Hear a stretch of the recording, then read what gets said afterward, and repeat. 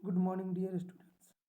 मैं रितेश कुमार आर्य, शासकीय नवीन महाविद्यालय चांदनी बिहारपुर अतिथि व्याख्याता समाजशास्त्र विभाग से। तो पिछले क्लास में हम लोग पढ़े थे समाजशास्त्र का विषय वस्तु। आज हम लोग पढ़ेंगे समाजशास्त्र के महत्व को। तो चलिए हम लोग चलते हैं आज की क्लास में समाजशास्त्र के महत्व को पढ़ने के लिए। आज हम लोग देखेंगे समाजशास्त्र के महत्व क्या है, इस विषय को पढ़ने के पीछे क्या रीज़न है और इस विषय में क्या हमारा फ्यूचर है या नहीं है, और इस विषय से और हम क्या क्या कर सकते हैं, इसकी उपयोगिता क्या है ना। इन सभी टॉपिकों को आज हम लोग क्लियर करेंगे और देखेंगे भी। तो बस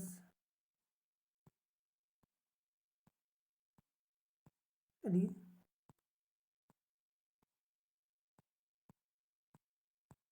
देखिए आगे समाजशास्त्र का महत्व, सिग्निफिकेंस ऑफ सोशियोलॉजी। ठीक है, तो देखिए एक बार्नर्स महोदय हैं, उन्होंने आज से बहुत पहले ही लिखा था, है ना, कि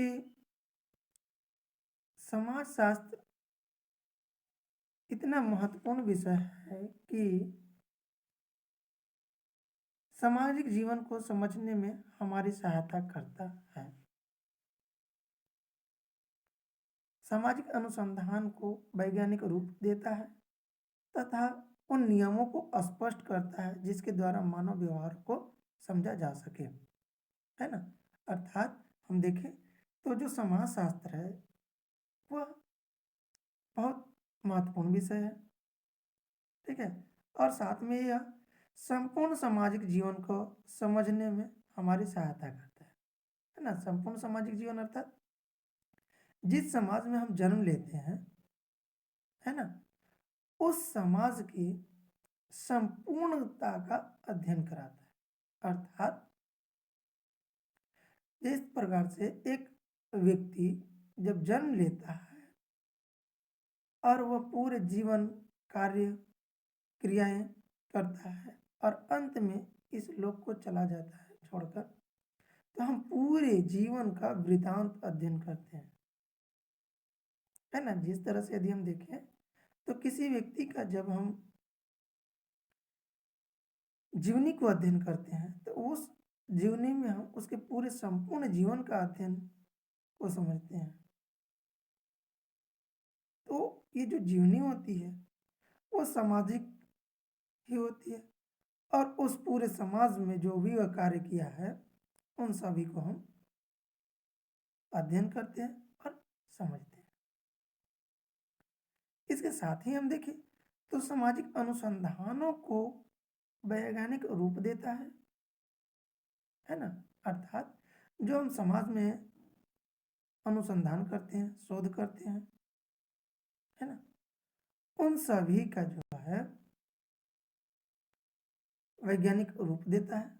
वैज्ञानिक रूप देने का तात्पर्य यह है कि जब कभी भी कोई भी विषय को हम अध्ययन करने चलते हैं, है ना, तो विज्ञान कहने के पीछे जो उसकी पद्धति होती है उन सभी को पालन करना ही है, वही जो है आपका वैज्ञानिक रूप कहलाता है। अर्थात जब किसी विषय में निरीक्षण, परीक्षण, प्रयोग, वर्गीकरण और प्रत्यक्ष, है ना, इन सभी तथ्यों का यदि समावेश होता है, इन तथ्यों के साथ वह अध्ययन होता है तो वह विज्ञान कहलाता है। तो इसीलिए जब हम समाज में अनुसंधान करने जाते हैं तो वह वैज्ञानिक पद्धति के आधार से ही हम अध्ययन अनुसंधान करते हैं और जो प्रयोग के नियम हैं, अनुसंधान के नियम हैं, उनको भी स्पष्ट करता है, जिसके द्वारा मानव व्यवहारों को समझा जा सकता है ना? अर्थात यदि हम देखें तो कोई भी मानव जो है, उसके व्यवहारों को समझने के लिए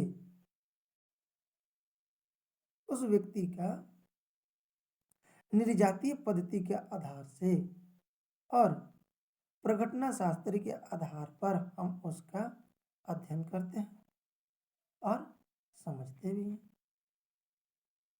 तो इसीलिए जो है हम समाजशास्त्र को एक वैज्ञानिक स्वरूप के आधार पर भी हम अध्ययन करते हैं। ठीक है, आगे कहते हैं कि संसार के विभिन्न समाजों के लिए वार्नर्स का यह कथन उतना ही निष्पक्ष और व्यवहारिक है जितना भारतीय समाज के लिए, है ना? अर्थात जो वार्नर्स महोदय हैं, उन्होंने उनके द्वारा ये जो दिया हुआ परिभाषा है वह निष्पक्ष और व्यवहारिक है, और ये लगभग हम देखें तो पूरे विश्व में ये पाई जाती है, और साथ में यह सिद्धांत जो है, ये परिभाषा जो है, हमारे भारतीय समाज के ऊपर भी लागू होता है। ठीक है,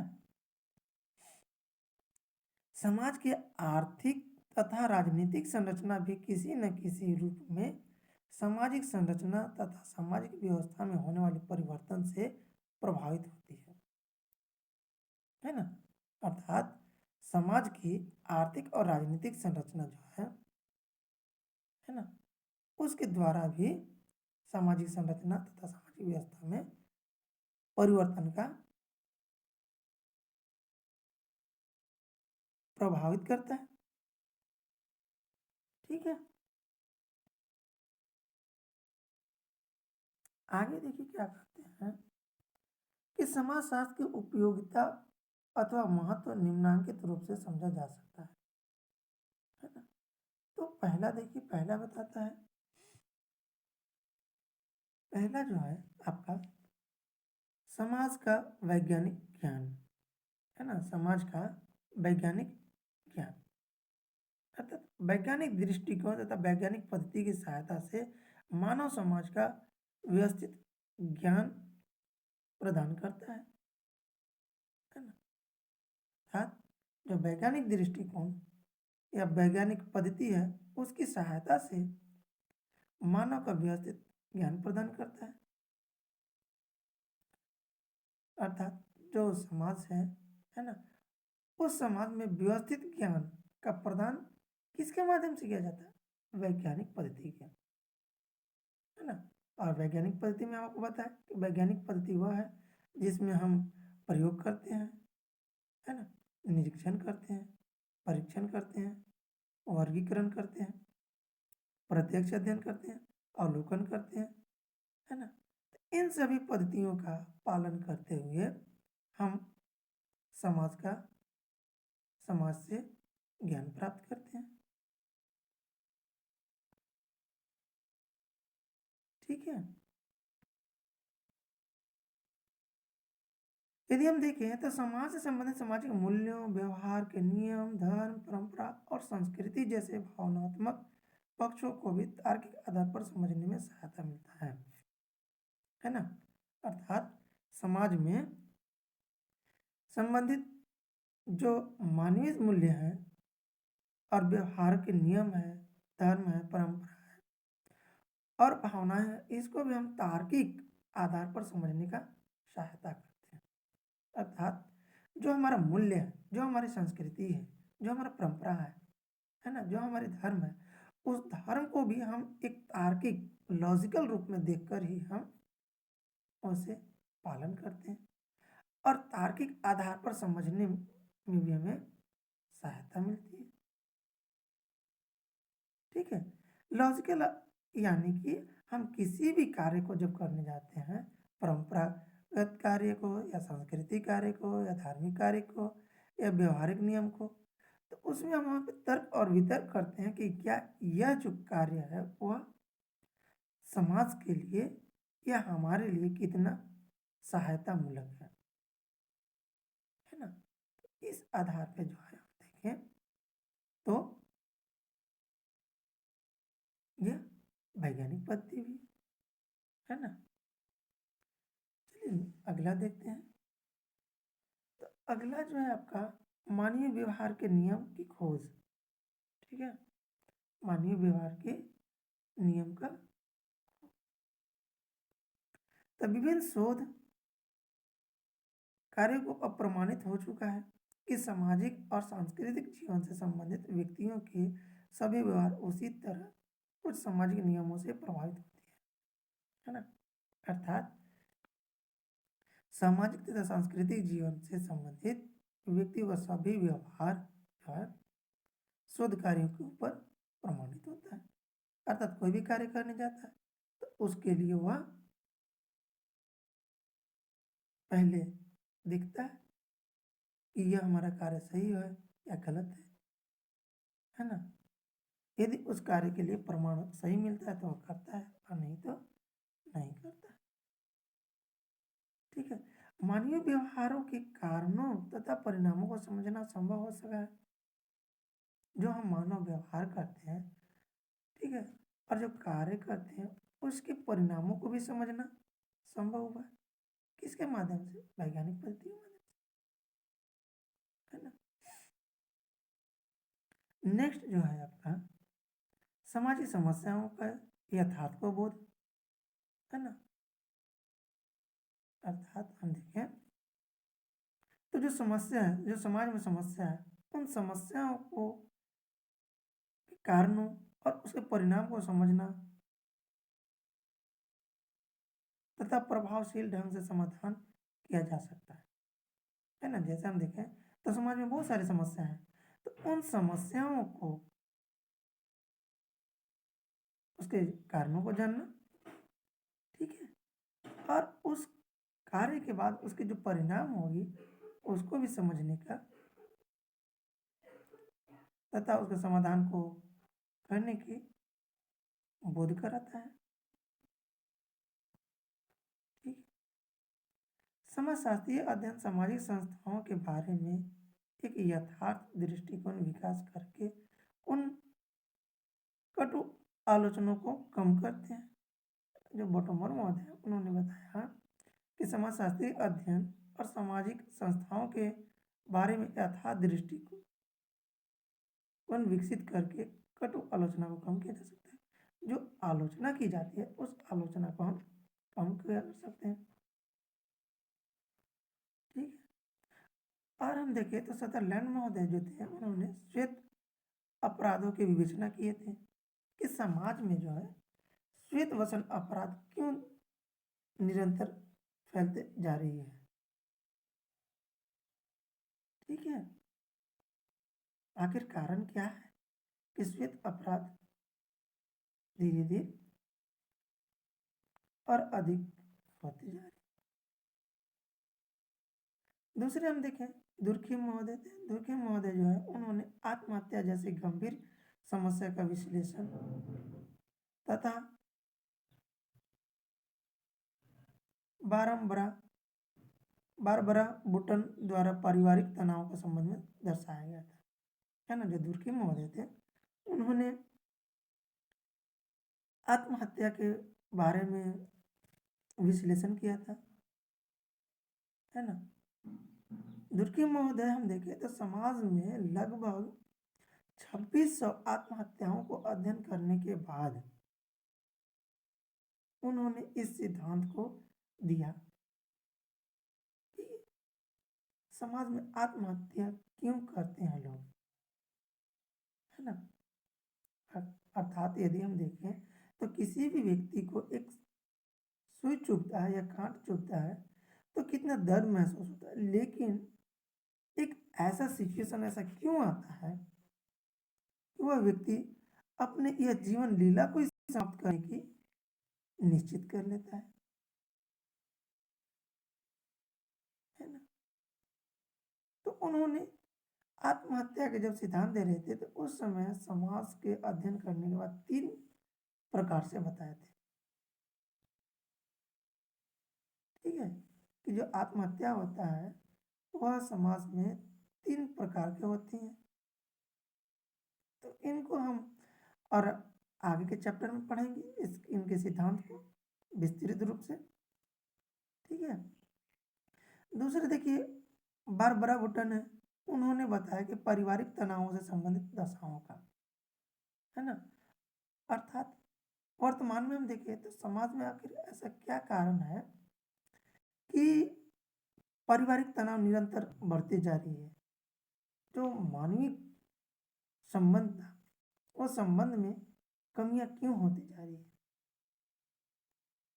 आज हर व्यक्ति एक दूसरे के टेंशन और तनाव में चल रहा है। आज कोई भी व्यक्ति संतुष्ट क्यों नहीं है। आखिर क्या कारण है कि एक परिवार के सदस्य होने के साथ ही हम तनावग्रस्त हैं। पिता पुत्र से, पुत्र पिता से, माँ पुत्री से, है ना, भाई बहन से, बहन भाई से। आखिर क्या कारण है कि वह तनाव में ग्रस्त है। तो इन सभी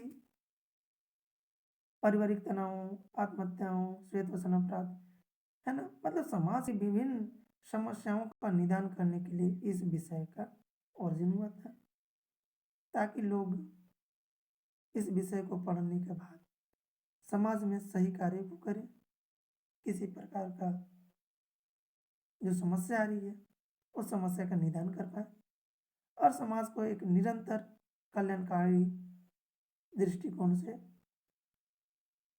वृद्धि होती जाए, विकसित होती जाए, आगे बढ़ती जाए। नेक्स्ट जो है, परिवर्तन की प्रकृति को समझने का आधार। परिवर्तन की प्रकृति को समझने का आधार, है ना? अर्थात यदि हम देखें तो प्रौद्योगिकी विकास तथा नियोजन के वर्तमान युग में विश्व के सभी समाज परिवर्तन के दौर से गुजर रहे हैं, है ना। अर्थात यदि हम देखें तो जो समाज है वो समाज प्रौद्योगिकी के विकास और नियोजन के वर्तमान युग में विश्व के सभी समाज इस दौर से गुजर रहा है ना। प्रौद्योगिकी अर्थात टेक्नोलॉजी, तो टेक्नोलॉजी के विकास से आज समाज में भी परिवर्तन हो रही है ना। अर्थात आप देखिए तो फर्स्ट टाइम 2G था, फिर 3G आया, आज 4G है ना। तो ये क्या है, एक तकनीकी है जो हमें सेकेंडों में कहीं का इंफॉर्मेशन हम तक पहुंच जाती है ना। अब हमें पढ़ने में भी आसानी हो गई है। जो हम पहले ऑफलाइन में अपने क्लास में जाते थे वहाँ पे पढ़ाना पड़ता था। हमारी घर गांव में होती थी, कॉलेज महाविद्यालय कोचिंग सेंटर दूर शहर में होता था, है ना। तो वहाँ हम जानने में असक्षम थे, लेकिन आज इस प्रौद्योगिकी की वजह से हम अपने घर में ही बैठकर और अच्छे से निरंतरता के साथ अध्ययन कर पा रहे हैं, पढ़ाई कर, है ना। और इस तकनीकी के माध्यम से हम देखें तो हर क्षेत्र में विकास हुआ है। शिक्षा में है, एग्रीकल्चर में है, इंडस्ट्री में है, मानवीय स्वभाव में है। अर्थात हम ये कह सकते हैं कि हर क्षेत्र में प्रौद्योगिकी के माध्यम से परिवर्तन हो रहा है। ठीक है। अर्थव्यवस्था में भी है, हर क्षेत्र में विकास हो रहा है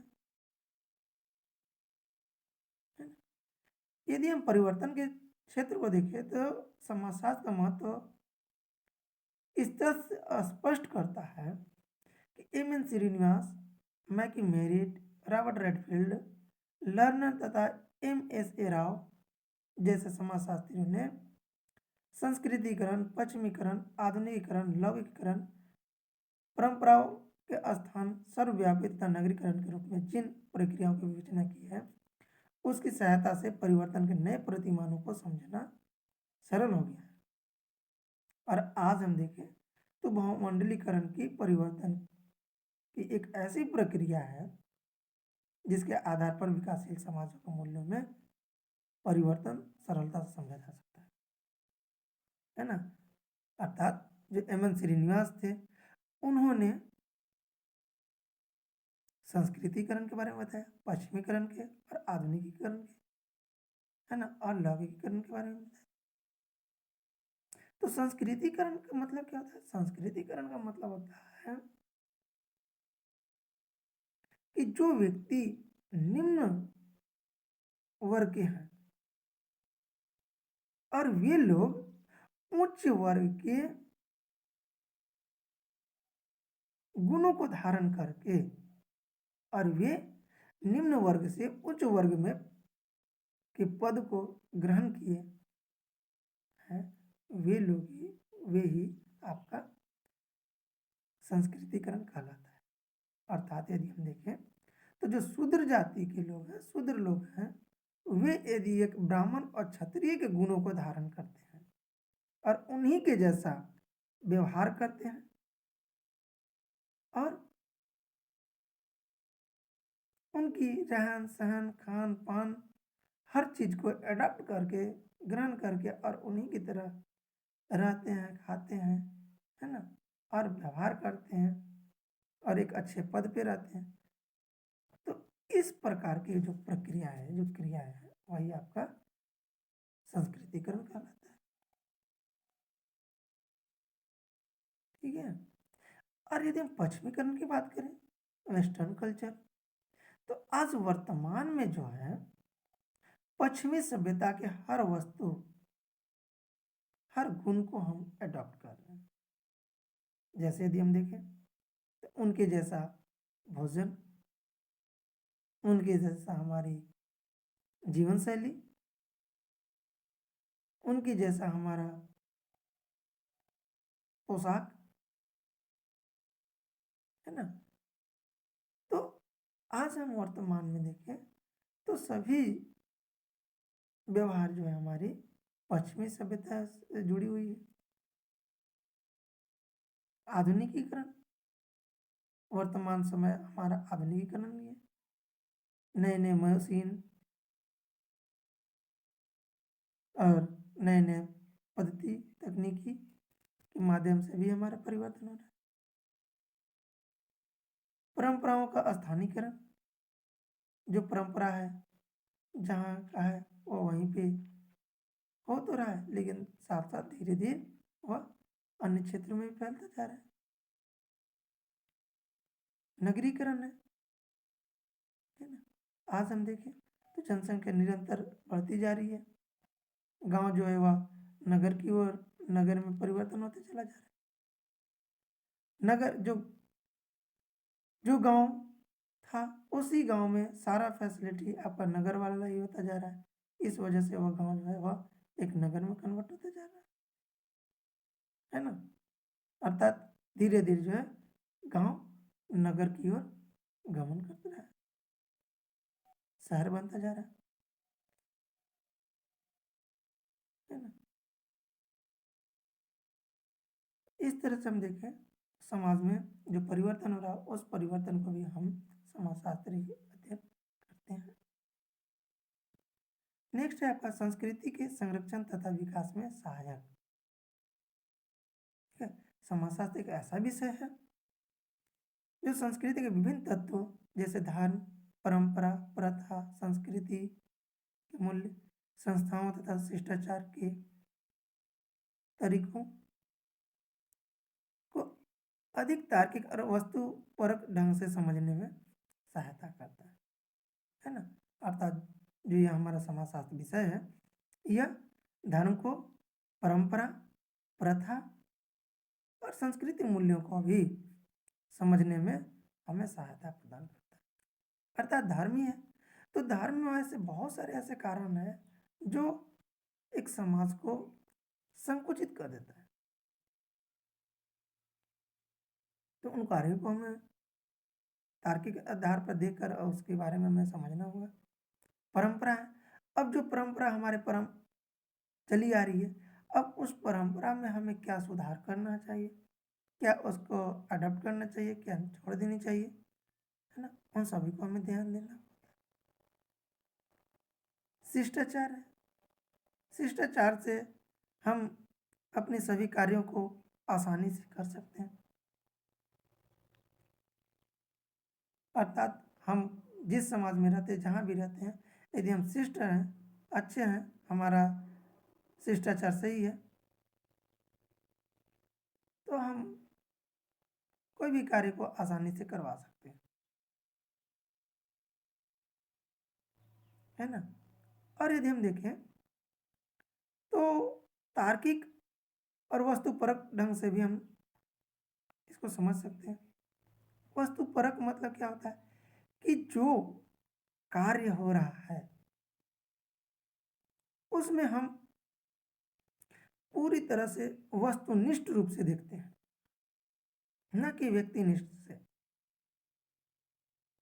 ऐसे हम देखें तो कोई भी यदि घटना घटता है तो उस घटना का हूबहू अध्ययन करना ही जो है आपका वस्तु परक कहलाता है या वस्तुकरण कहलाता है। लेकिन उस घटना में यदि हम अपनी भावना को इंक्लूड करते हैं, जोड़ते हैं, तो वह व्यक्तिनिष्ठ कहलाता है। तो इसीलिए हम जो इस समाजशास्त्र में कोई भी संस्था को, प्रथा को, परंपरा को अध्ययन करते हैं तो वस्तु परक ढंग से अध्ययन करते हैं, न कि हम व्यक्तिनिष्ठ ढंग से। ठीक है। योगेंद्र सिंह ने इस तथ्य को भारत में परंपरागत तथा आधुनिकता की निरंतरता के द्वारा स्पष्ट किया है ना? परंपरा तथा आधुनिकता की निरंतरता के द्वारा यह स्पष्ट किया गया है। ठीक है। अर्थात समाजशास्त्र जो है ना, हमें ज्ञान, समाजशास्त्र का ज्ञान हमें परंपरा और आधुनिकता की निरंतरता को बनाए रखने वाले तत्वों को समझने में सहायता कि यदि हमें समाज में रहना है तो हमें कौन कौन से परंपरा, कौन कौन से आधुनिकता के कार्य करने चाहिए जिससे हम समाज में एक प्रतिष्ठित रूप से बने रहें, निरंतरता बनी रहे। इसको भी समझने में हमें सहायता देता है।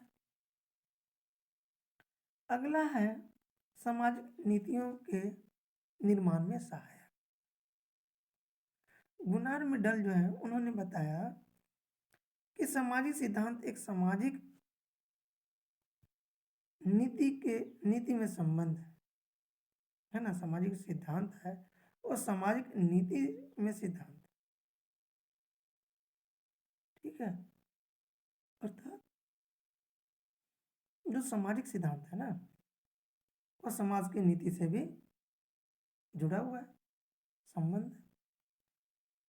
और समाज के कार्य केवल सामाजिक घटनाओं और कार्य कारण की वैज्ञानिक विवेचना करना सही नहीं है, बल्कि हम सामाजिक नीतियों की आवश्यकता और अनुभव के जानने लगी है ना? अर्थात हम किसी भी कार्य का, किसी भी सामाजिक घटना को कार्य कारण संबंध के आधार से ही नहीं, बल्कि हम उसके अनुभव के माध्यम से भी हम उसका निर्माण करते हैं। बूटो मोर महोदय उन्होंने बताया कि इंग्लैंड में विभिन्न सामाजिक समस्याओं को संबंधित समाजशास्त्री अध्ययन द्वारा ही महत्वपूर्ण सूचनाएं दी गई है ना? अर्थात जो इंग्लैंड में बहुत सारे समस्याएं थी, सामाजिक समस्या, तो इस समस्या को जो है ना समाजशास्त्रीय अध्ययन के द्वारा ही उन्हें चिन्हित किया गया, सूचित किया गया और निदान भी किया गया, जिससे समस्या का समाधान हो और उससे, उस समस्या से व्यक्ति मुक्त हो। ठीक है। नेक्स्ट है आपका सामाजिक विज्ञान का आधार, है ना। अर्थात यदि हम देखें तो विकास का परिवर्तन है जो सामाजिक, आर्थिक, सांस्कृतिक तथा संस्थागत जैसे क्षेत्रों में वृद्धि के नए प्रतिमानों को स्पष्ट करता है। ठीक है। वर्तमान जीवन में ग्रामीण पुनर्निर्माण, दुर्बल वर्गों का विकास, जनजाति कल्याण, श्रमिकों की दशा में सुधार, स्वास्थ्य के स्तर में सुधार तथा जनसंख्या पर नियंत्रण आदि विषय हैं। ठीक है। अर्थात यदि हम देखें तो जो समाज का विकास है ना, वो आपका आर्थिक आधार पे, सांस्कृतिक और सभी क्षेत्रों में वृद्धि के नए प्रतिमानों को स्पष्ट करता है और श्रमिकों के दशा का सुधार और स्वास्थ्य सुधार, जनसंख्या के नियंत्रण के ऊपर भी यह नियोजित करता है, कार्य करता है। ठीक है।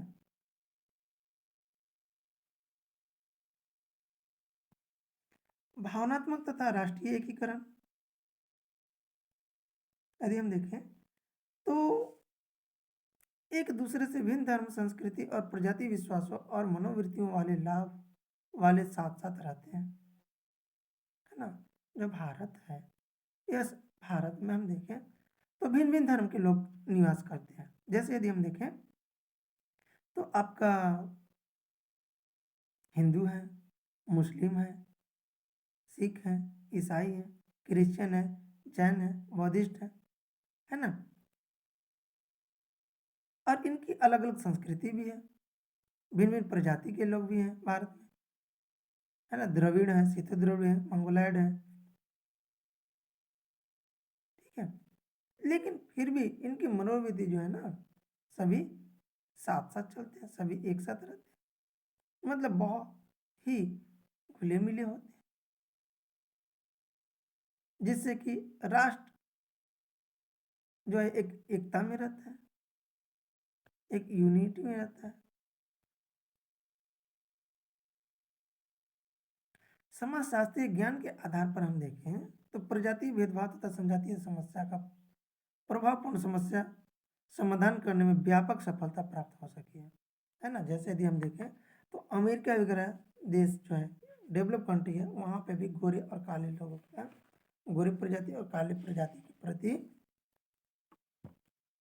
हीन दृष्टिकोण रहा है।